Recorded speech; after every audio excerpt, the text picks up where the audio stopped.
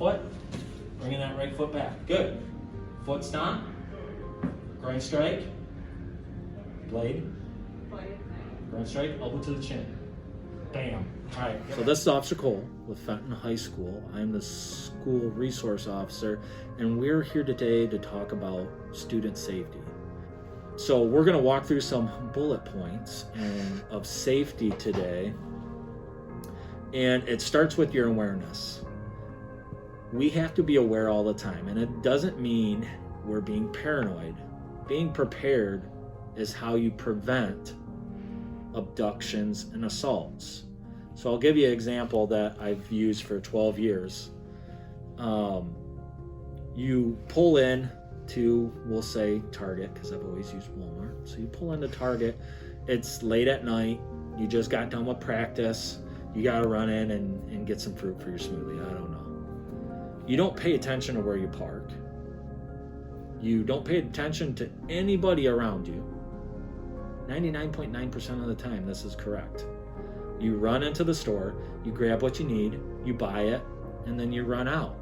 Most of the time on your cell phone because of social media and checking in, and you gotta tell everybody that you were just at Target getting a smoothie after a hard practice. So you've parked by a van, or a van has come in and parked by you that's been sitting in the lot watching for somebody like you that's not been paying attention. You meet what they need. A young woman in her mid-teens with dark hair, 100 pounds. That's what their list is. And you provided it with them. You're not parked under a lamp, which you should be. You're not parked directly out in front of the doors, which you should be. And you're not paying attention. They come up behind you, grab you, throw you in the van, and you're gone. Never to be seen again. That's the cold, hard truth.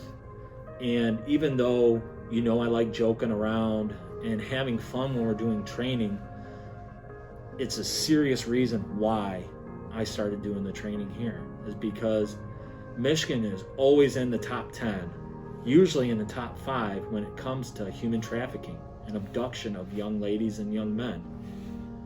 And the cell phones make it that much easier. They can surf the web. I don't even know if that's a thing anymore.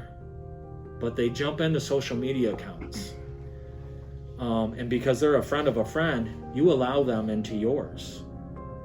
We use Snapchat or whatever post you use. And you put in pictures of yourself, your car, your house, and you account for your whole day, every day. It is so easy for this bad person to see, because you'll wear something that says Fenton, when they go to Fenton schools, or you'll say it on a video, see their car, see their address, see their name, and then at that point, I mean, you can call it stalking, but they're watching you. They're surveilling you to see what you do. Maybe you have a group of friends that you hang out with and you all are not prepared and you're not aware. And then they can get a group of you at a time.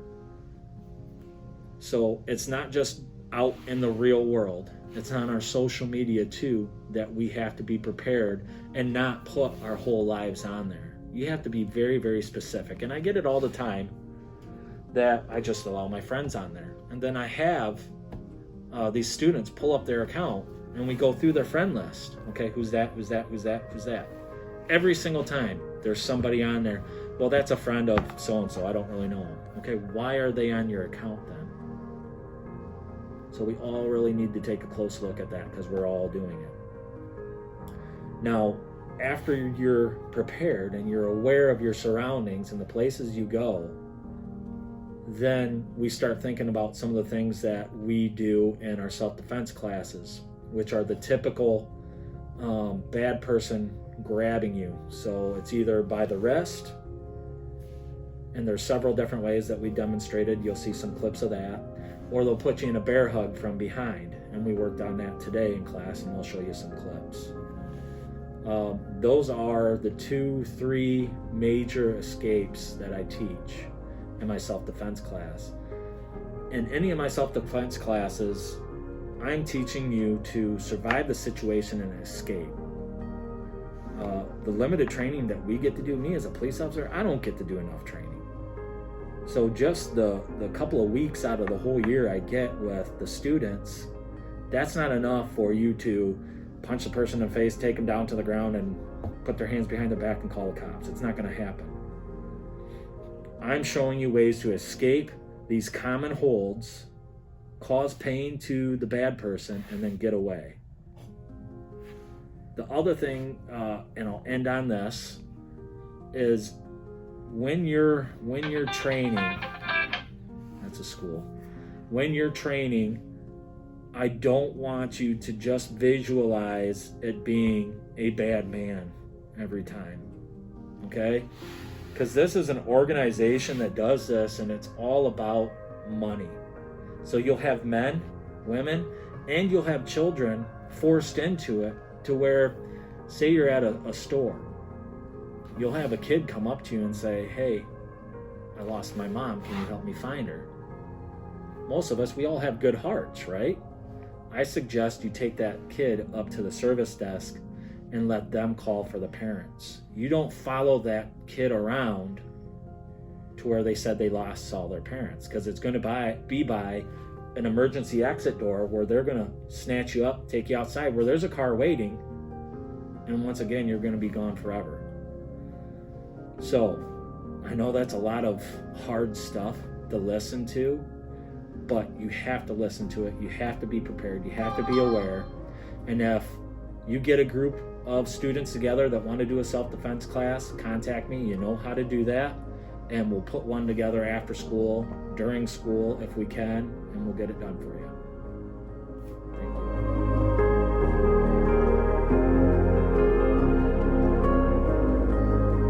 What I want you to do is start stepping back with your right heel. Drop this. Now you can feel the difference in that. Can you see the pain in my face already? Now take this heel, kick it back, yep, slap it in. Boom. Just like that. Like, let go of my cell phone. Okay. There you go. Shut up. One of the clips they didn't get today was the bear hug escape. Okay. We just talked about it, so they thought, hey, let's do some training right now. So the bear hug escape, what we were talking about is there's only a couple of common ways bad people try to take you. The clips you're going to see several of is this way, them grabbing you by the wrist. The other way that we're going to go over right now, and she's going to demonstrate as the victim, I call that my superhero because we're not victims anymore after my training, you're superheroes. Bad person typically will come around from behind you and put you in what's called a bear hug. So I feel the pressure. Anytime I do the training, I close my eyes and I just put myself in that bad place. So I feel the pressure here. I foot stomp. I can tell without even looking behind me that his face is behind me. Head smash, maybe a finger break, okay? Once I feel this loosened up, even this much, I'm dropped. Finding this, I'm stepping out, foot stomp, crunch right over to the chin. All right, just like that. You're gonna drop with your arms coming up, okay, as hard as you can. And this is the booty punch. Boom, all right? Your butt is going back, striking them here, and knocking them back. Your arms are coming up, so the arms that they're grabbing you with are popping up. That'll lead into our escape, okay? We're here, even with your eyes closed. Go and put your hands up there. Even with your eyes closed, 9 times out of 10 you hit it. Even if you miss it, you're still gonna go. You pivot out, you foot stomp, come over here so you can see it.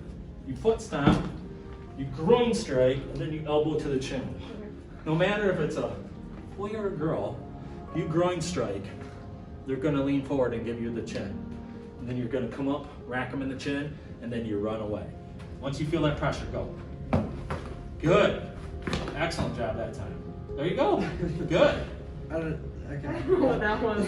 Yeah, well, you still kind of got the chin. You get the chin. But you come up with that motion. Feel this breath. That's when I suggest the head smash. Because most of us have been hit in the face before, in the nose, and your eyes water up, and it's very painful. And it's hard to try to abduct somebody when that's happening.